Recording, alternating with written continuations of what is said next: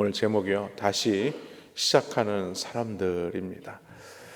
남유다가 바벨론에 의해서 멸망을 당하게 되었을 때에 유다 백성들은요, 대부분의 많은 사람들이 바벨론으로 끌려가서 그 이방 땅에서 힘겹게 어려운 삶을 살게 됩니다. 그것도 무려 70년이라는 긴 시간을 살게 되죠. 그런데 바벨론을 멸망시킨, 그러니까 페르시아죠. 성경에는 바사로 나오는데 이 바사왕 고레스가 조서를 내립니다. 유다 백성들로 하여금 예루살렘으로 돌아가서 예루살렘 성벽을 준공하라는 것이었습니다. 이는 예레미야 선지자가 예언한 말씀이죠. 이스라엘 백성들이 70년 만에 포로에서 귀환하게 될 것이다 라는 말씀이 이루어진 내용입니다. 1차 포로 귀환 때 총독 스룹바벨은요, 일부 유다 백성들과 고국인 예루살렘으로 돌아와서 번제단을 만듭니다. 그리고 중단되었던 바로 이 제사를 다시 드리게 되죠. 그리고 돌아온 지 2년 만에 성전에 기초를 놓게 되지만 이 사마리아의 방백들의 방해로 말미암아서 이 성전 재건이 그것도 중단되고 맙니다. 그리고 무려 16년이라는 긴 시간 동안 아무것도 할 수 없게 되죠. 한 해 한 해가 지나게 되자 사람들은요, 그런 생각을 가지게 된 것입니다. 성전을 재건하려고 했던 그 열정과 의지가 다 사라지게 되고, 그리고 성전 공사가 중단되자 사람들은 성전을 공사하는 대신에 자신들의 생업을 먼저 돌아봐야겠다. 그리고 자신들의 집을 짓기 시작했고 또 농사를 짓기 시작합니다. 그들은 사마리아의 방백들의 방해와 또 다른 민족들의 위협, 그리고 자신들의 이 어려움을 핑계로 삼아서 성전 재건은 지금은 시기상조다, 그런 생각을 가지게 된 것이죠. 그리고 자신들의 육신의 일에 몰두하기 시작했습니다. 그러면서 자신들이 열심히 수고하고 열심히 노력하게 되면 뭔가 나름대로 자신들의 삶이 윤택해질 것이다, 이런 생각을 가지게 됩니다. 그러나 결국에는요, 그들이 왜 예루살렘에 돌아왔는지, 왜 하나님께서 그들로 하여금 포로에서 예루살렘으로 귀환하게 하셨는지에 대해서 전혀 인식하지 못하게 되는 영적 깊은 잠에 빠지게 되죠. 그 시간이 16년입니다. 16년 만에 이런 일들이 일어나고 만 것이죠. 그래서 자신들이 지금 여기에 왜 왔는지, 여기서 무엇을 해야 하는지 전혀 그 상황들을 인식하지 못하는 그런 상태가 되고 말았습니다. 오늘 1절 말씀에 보면요, 하나님은 영적 잠에 빠져 있는 이스라엘 백성들에게 이렇게 책망을 하게 되죠. 선지자들 곧 선지자 학교와 이또의 손자 스가랴가 이스라엘 하나님의 이름으로 유다와 예루살렘에 거주하는 유다 사람들에게 예언하더니, 2절 말씀도 한번 보여주시기 바랍니다. 이에 스알디의 아들 스룹바벨과 요사닥의 아들 예수야가 일어나 예루살렘에 있던 하나님의 성전을 다시 건축하기 시작하며 하나님의 선지자들이 함께 있어 그들이 돕더니라고 말하죠. 그러니까 이 말씀은 우리가 연계해서 볼 말씀이 뭐냐면, 그 당시에 같이 활동했던 선지자들이 있습니다. 그러니까 바로 누구냐면 이 학개와 스가랴 선지자이죠. 이 학개와 스가랴 선지자의 내용들을 읽어보면, 어떻게 너희가 하나님의 성전을 내버려 두고 너희의 그 생업을 이어갈 집을 지을 생각을 할 수 있느냐라는 어떤 책망이었어요. 학개서 1장 4절 말씀에 보면요, 이런 말씀이 있습니다. 이 성전이 황폐하였거늘 너희가 이때에 판벽한 집에 거주하는 것이 옳으냐라고 이렇게 말하죠. 이 판벽한 집이란 어떤 것이냐면 널판지로 벽을 잘 만들어진 그런 집을 말합니다. 그래서 학개 선지자는 유다 백성들의 영적 상태에 대해서 이렇게 또 말을 하게 되죠. 그 다음 절인 학개서 1장 6절 말씀에 보면요, 너희가 많이 뿌릴지라도 수확이 적으며 먹을지라도 배부르지 못하며 마실지라도 흡족하지 못하며 입어도 따뜻하지 못하며 일꾼이 싹쓸 받아도 그것을 구멍 뚫어진 전대에 넣음이 되느니라라고 얘기를 하죠. 그러니까 하나님의 성전은 지을 생각을 안 하고 자신들의 집만 지어놓고 그렇게 잘 먹고 잘 살아간다고 생각을 한다면 너희가 먹어도 배가 부르지 않을 것이라는 말씀입니다. 마셔도 흡족하지 않을 것이고 돈을 벌어도 다 잃고 말 것이다. 이렇게 말씀하죠. 그러니까 다시 말해서 삶의 우선순위가 매우 중요한데 그 삶의 우선순위를 제대로 못 지키게 되면 너희가 무엇을 해도 다 소용이 없다. 이 말씀입니다. 시편 우리가 잘 알고 있는 말씀이죠. 127편 1절과 2절 말씀에 보면 여호와께서 집을 세우지 아니하시면 세우는 자의 수고가 헛되며 여호와께서 성을 지키시 아니하시면 파수꾼에 깨어 있음이 헛되도다. 너희가 일찍 일어나고 늦게 누우며 수고의 떡을 먹음이 헛되도다 라고 이렇게 말씀하고 있어요. 그래서 하나님은 학개 선지자를 통해서 성전 재건을 촉구하게 되죠. 그 말씀이 학개서 1장 8절 말씀입니다. 너희는 산에 올라가서 나무를 가져다가 성전을 건축하라. 그리하면 내가 그것으로 말미암아 기뻐하고 또 영광을 얻으리라 여호와가 말하였느니라 라고 이렇게 촉구하게 됩니다.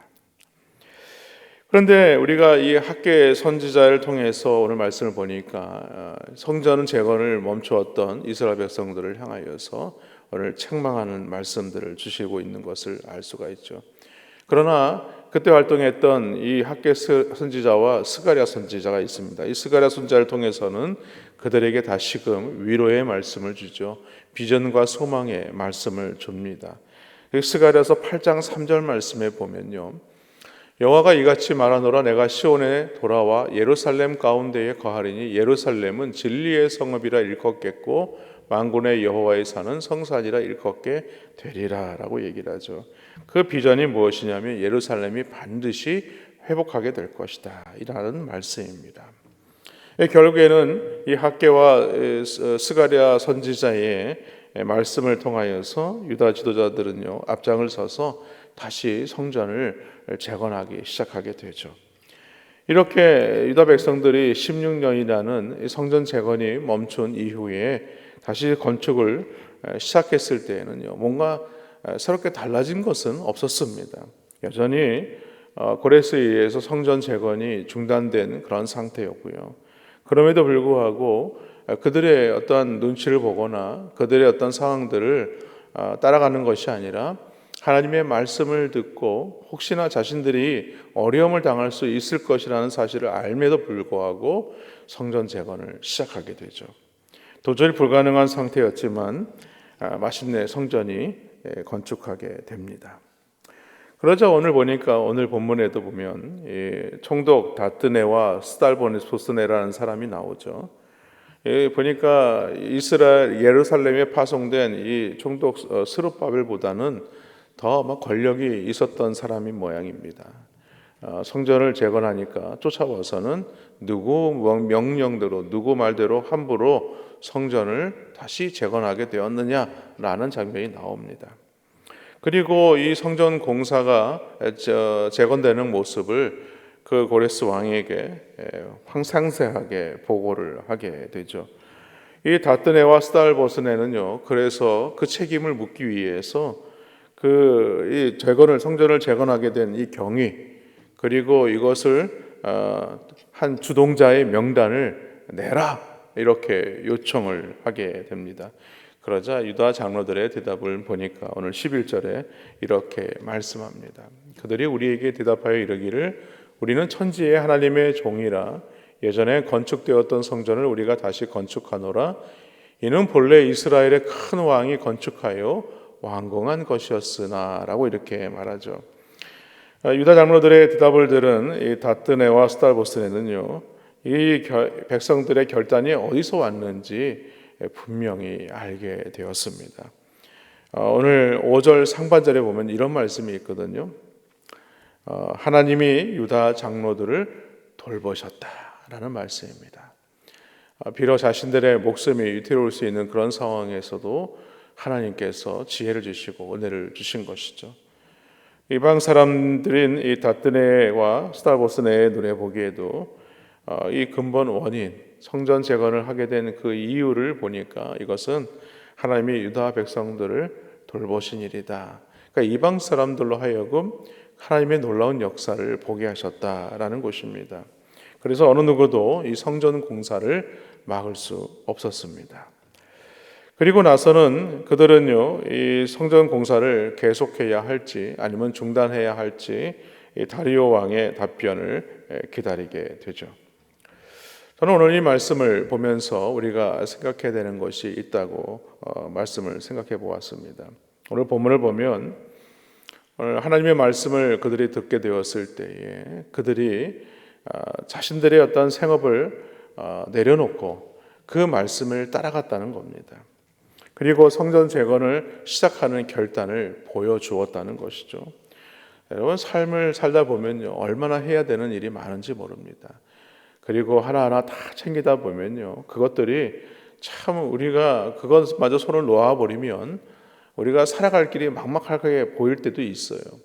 그러나 오늘 하나님의 말씀을 들은 유다 백성들은 그 말씀에 순종했고 자신들의 생업을 내려놓고 이것이 우리의 삶에 있어서 우선순위가 아니라는 것을 깨달았다는 것이죠. 그래서 성전을 재건하게 되고 마침내 성전이 완공되게 됩니다. 여러분, 오늘 우리가 에스라서 5장을 보지만 어제 말씀을 봤던 4장의 말씀과 비교해 보면요, 그 간극이 아주 크다는 것을 알 수가 있습니다.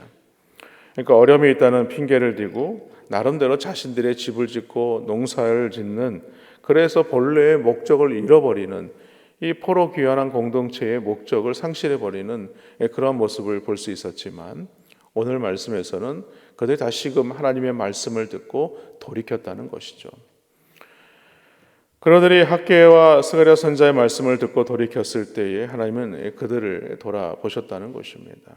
여러분, 오늘 우리가 생각해 보면요, 어떻게 살 것인가를 선택하는 것은요, 바로 우리에게 맡겨진 선택입니다.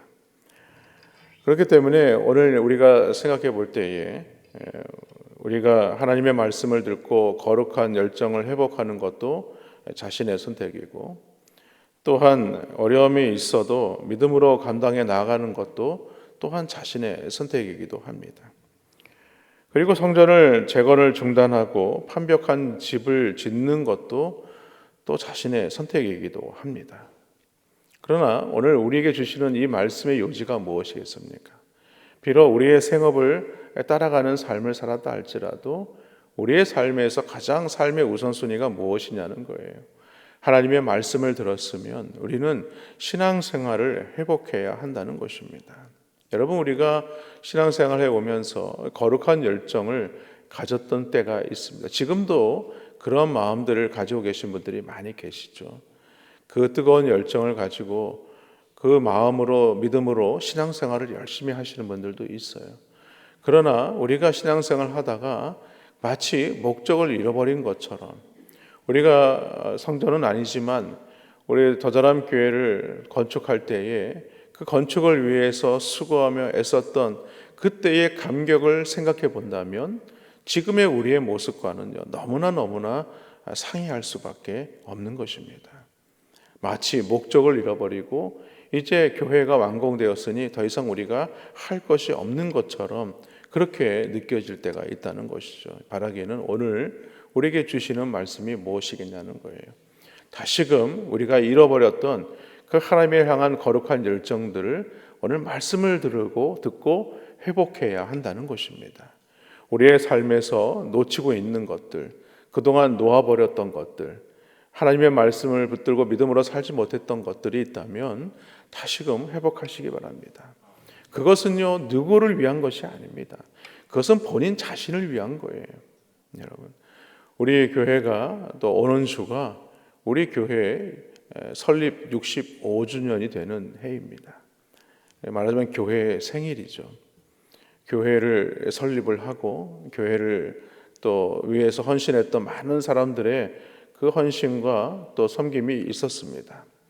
여러분, 우리의 마음들을 다시 한번 살펴보면서 우리의 잃었던 모든 거룩을 회복할 수 있는 우리 더 잘한 교회 모든 성도님들 되시기를 주님의 이름으로 간절히 축원합니다.